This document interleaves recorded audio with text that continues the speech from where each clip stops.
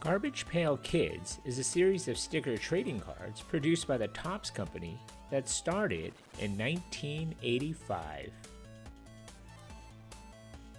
Today, it would take 5 Pete Roses to match just one Greaser Gray. The Greaser is one of 176 varieties of the latest adolescent fad, Garbage Pail Kids. They're a takeoff on the Cabbage Patch Kids, but these Garbage Kids are ugly and nasty. You get 5 Garbage Kids and a piece of gum for 30 cents. Forget the gum. In the 1980s, pop culture collectibles such as comics and toys were having a boom worthy of being called the Golden Age. Who could forget Rainbow Bright, Jem and the Holograms, Teddy Ruxpin, Care Bears, Strawberry Shortcake, Transformers, G.I. Joe, Nintendo, Mask, Voltron, He-Man, Monster Trucks, Star Wars, and of course, how about Cabbage Patch Kids? It was during that Cabbage Patch Kids craze that inspired Art Spiegelman to conceptualize his parody of the Cabbage Patch Kids line of dolls. Art Spiegelman was a cartoonist at the time and was a consultant for Topps. He came up with the idea after the success of his earlier creations, Garbage Candy and Wacky Packages. In fact, Topps had gone down this road before. The sports card and collectible sticker kings had long offered pop culture spoofs, inaugurating Wacky Packages back in 1967, a boom time for satire, generally thanks to the massive rise of the youth counterculture. Suddenly there was a vast rainbow of targets. The concept originally began as an unreleased Wacky Packages sticker for a 1985 series, but the management at Topps thought it would be a good idea for a separate spin-off series. Spiegelman and fellow cartoonist Mark Newgarden worked together as the editor and art directors of the project. Len Brown was the manager, and the first run of the cards were drawn exclusively by artist John Pound. Instead of happy dolls, however, Garbage Pail Kids sticker cards depicted child characters having comic abnormalities such as extraordinary deformities, gross traits, or characters suffering horrible deaths. Each character has a name with humorous wordplay such as Atom Bomb, alluding to an atomic bomb. In November of 1984, Topps Chewing Gum filed for the registration of the trademark Garbage Pail Kids.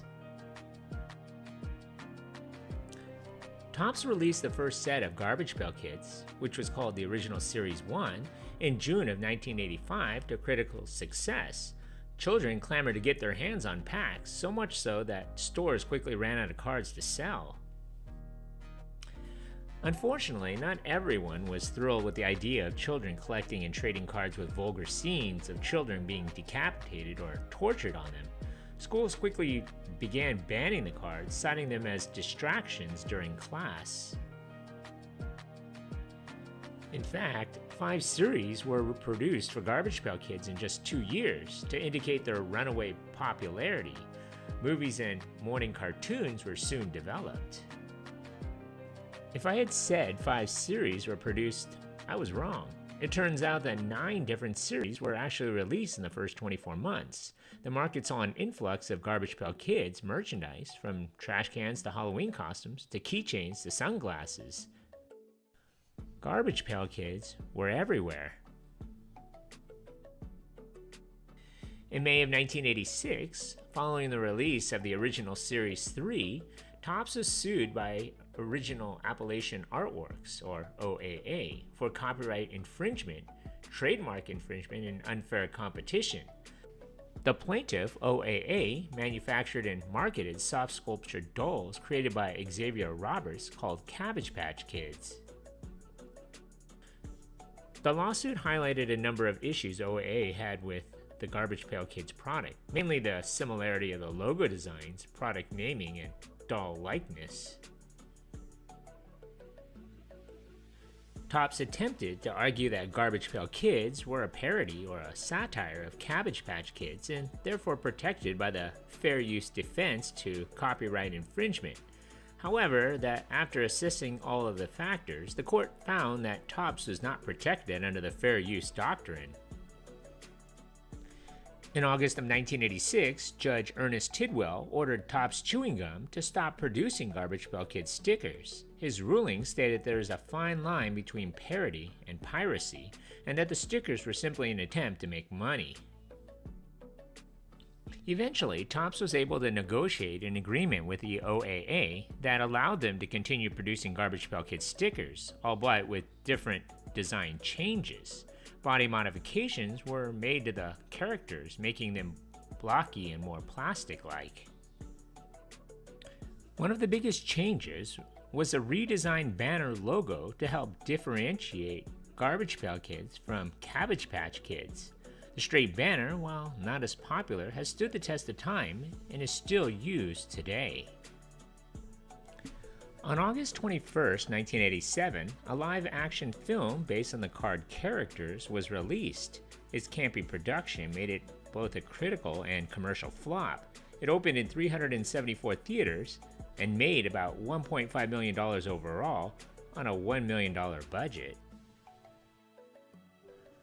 The Garbage Pail Kids would soon fade into 1980s pop culture obscurity.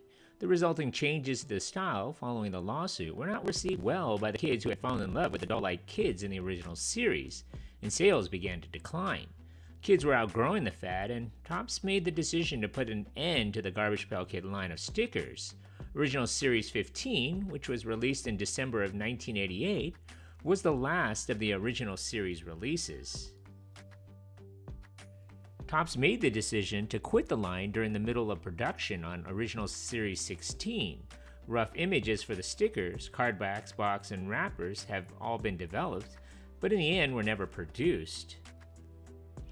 It wasn't until August of 2003 that Garbage Pail Kids would return to the market with all new sets and the revival of some parts of the 1980s franchise, including a re-release of the certain original series sets and a revival of the multimedia franchise. Today, there are more than 30 Garbage Pail Kids sets, spanning from 1985 to 2024. So what do you remember about this place? Leave a comment or a suggestion for a future video below. And if you haven't already, hit that like button and don't forget to subscribe to my channel. Thanks for watching.